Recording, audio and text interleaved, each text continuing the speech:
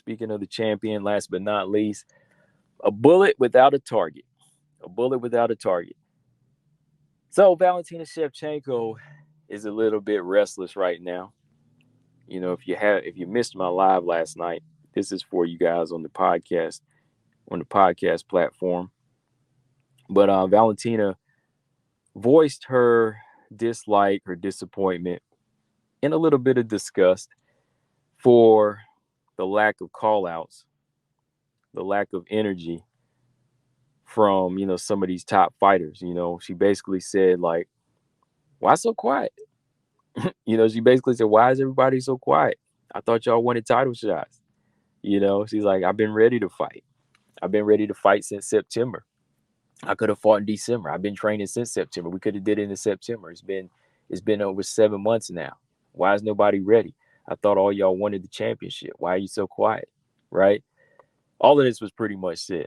You can go back and listen to the video, or listen to my, live stream where I broke this down and I read it word for word. And this is what she said. So yeah, the champ is feeling like nobody really wants it, and yeah, like the energy does change a lot from certain fighters. Like I said, a lot of fighters want more experience to fight Valentina, but I think when you get to that point, you should already know what you're dealing with, the monster that you're dealing with, and what type of sword and what type of power that you need to beat that person by the time you get there, right?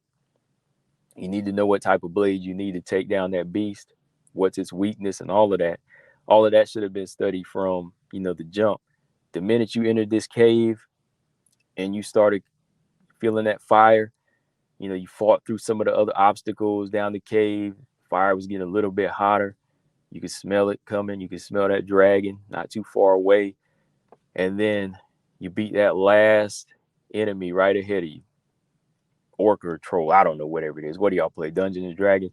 That big beast, that last final enforcer. When you get him out the way, then you see that dragon's head and that fire starts breathing right in your face, and you hold up that shield. What do you say? I got to turn around and fight a couple more fights. I got to go level up again. I got to go back and level up. No, it's too late. It's too late. You in that cave now. The rocks fell down and shut you out, shut you in. The rocks fell down and shut you in now, so you stuck in there with the beast. The only way out is past the dragon. So now that fire is breathing in your face. You want to run back? There's no way. There's no way. All the experience that you needed and all the leveling up should have been done along the way. All those beasts and bodies that you stacked up along the way should have been enough. Or like I said, before you got to the cave, everybody told you about the dragon. They said, this is that dragon. Cut this head off, cut that head off, and blind it. Or this is its weakness. This is how you take it down, right? So you get all of that stuff sharpened up. You get all the weapons that you need along the way from everybody that's in your corner and your train, that's helping you train. And then you go in and with that confidence say, okay, we got this. And there's no turning back, right? That's how it goes. I don't even play Dungeons and Dragons, but I'm just saying, that's how I see it. Once you get to that top, number one, number two, there is no turning back. There is no turning back. Now, if you have an injury, yeah, you have to turn back. And you say, oh, I stepped on a thorn, or, I cut my foot with my own sword or something. I got to go back. Let's send in the next best soldier, right? That's why you always have somebody on standby. Then the next best soldier goes in, but they can't say, hey, I got to go back and get experience too. No, you can't. You go in there and fight. If you don't, this dragon is going to run us forever, right? It can't work that way. The next person has to go in. And I think that's how Valentina, who's the dragon in this case, she's sitting in that cave and she's like, who wants to challenge me? I thought your best men were coming. Where you guys at? Right? And it just seems like there's not enough energy where fighters are suited up, sharpened up, blades ready to go, ready to run in there and take her down, right? It seems that way, but there's another one. There's another one that got wounded by that dragon and they are thirsty for more. And her name is Taila Santos. Taila Santos left that war with a dented armor, a cut face, a couple of fingers missing. But she's ready to go back in because her blade is sharp. She says, hey, I found a weakness in that champ. I cut a couple of toes off.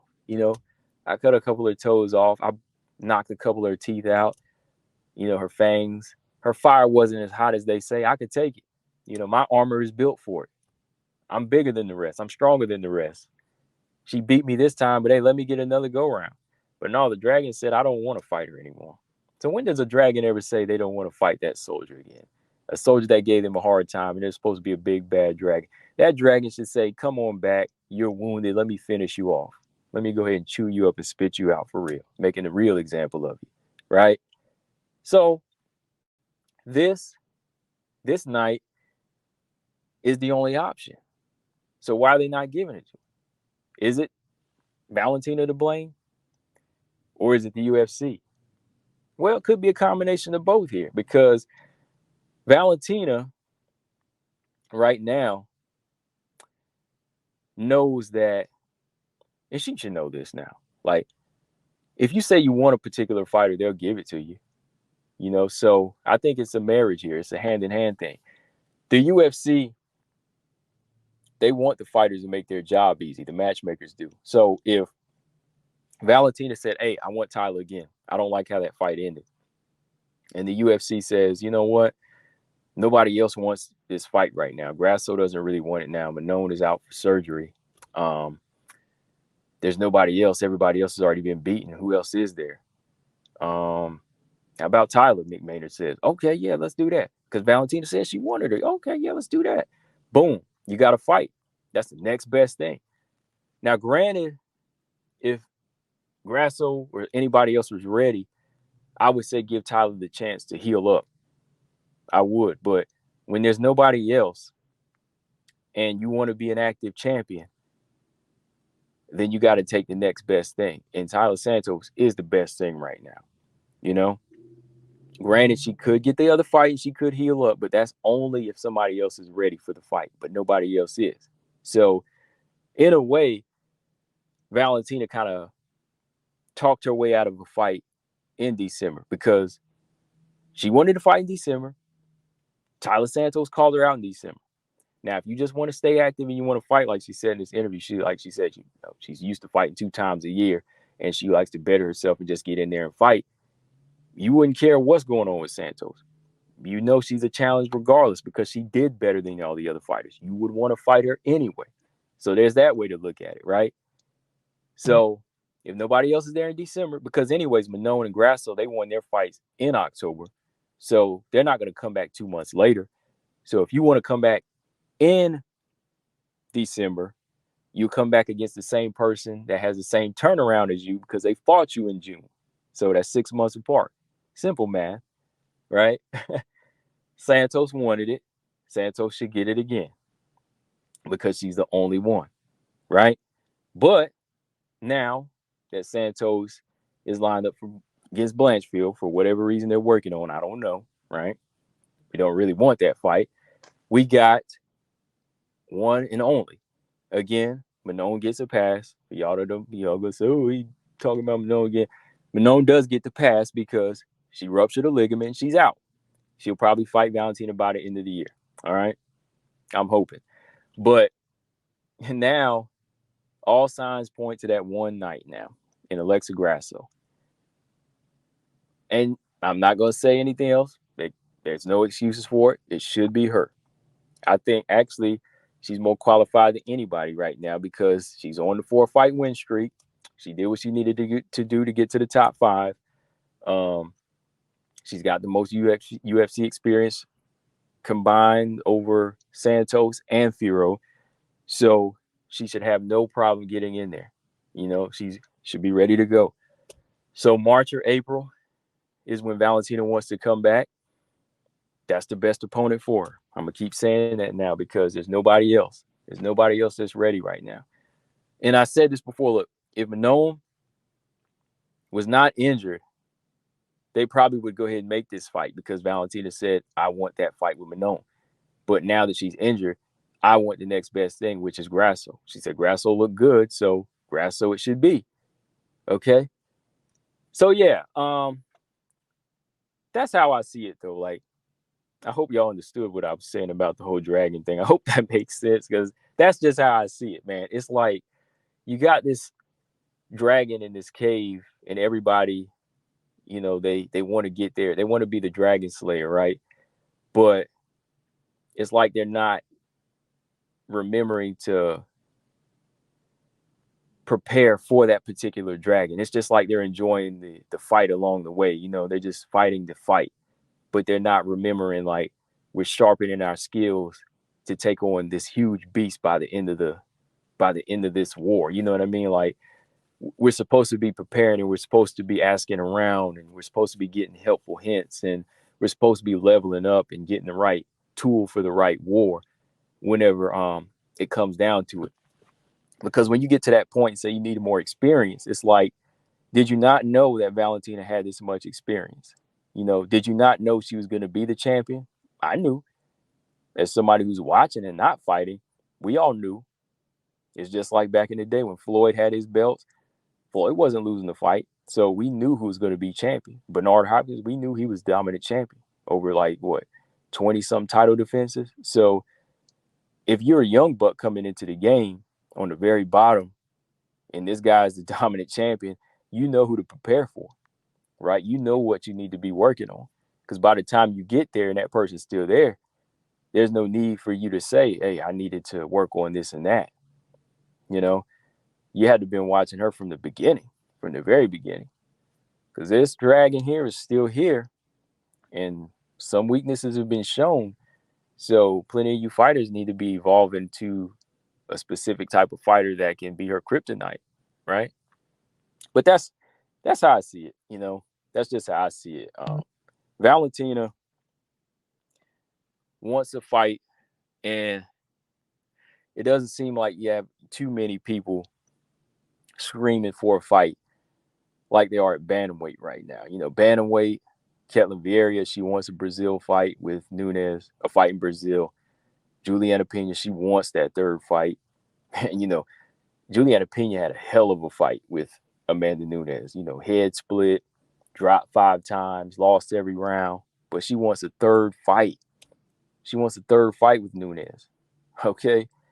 Then you got Irene Aldana who wants to fight. So Rocky Pennington wants to try it again. So Nunes actually has some picks again, even though there's some of them that we already seen before. But at least there's somewhat of call out energy there. We just really have Taila right now. We just have Taila right now because there's injuries holding fighters back, contenders back. And then, like I said, some fighters just feel like they want more experience. Then we have fighters like Andrew Lee saying they don't want to leapfrog ahead because Valentina's that perfect. It's just different. It's just kind of different right now. Other than that, I mean, they put on good matches. That's why I'm like, these girls, they fight their hearts out when they fight. But, I just don't see any of them like screaming for the title like they should, But that's what it is, man. I just think that it's kind of everybody's fault in this situation except Taila Santos's when it comes down to why Valentina can't get a fight. I think it's kind of hers because if she wanted to fight, she would just fight Valentina. I mean, she would just fight Taila Santos again. Just go ahead and get that rivalry out of the way. If you want to stay busy and that's all you got, you should deal with it because she did better than everybody else. So she is going to give you a tough fight. You know that. She's going to give you a tough fight. And is that the problem why you don't want it? I don't know, right? And in the UFC, giving Santos Blanchfield just didn't really make any sense. Santos Chikagan made more sense.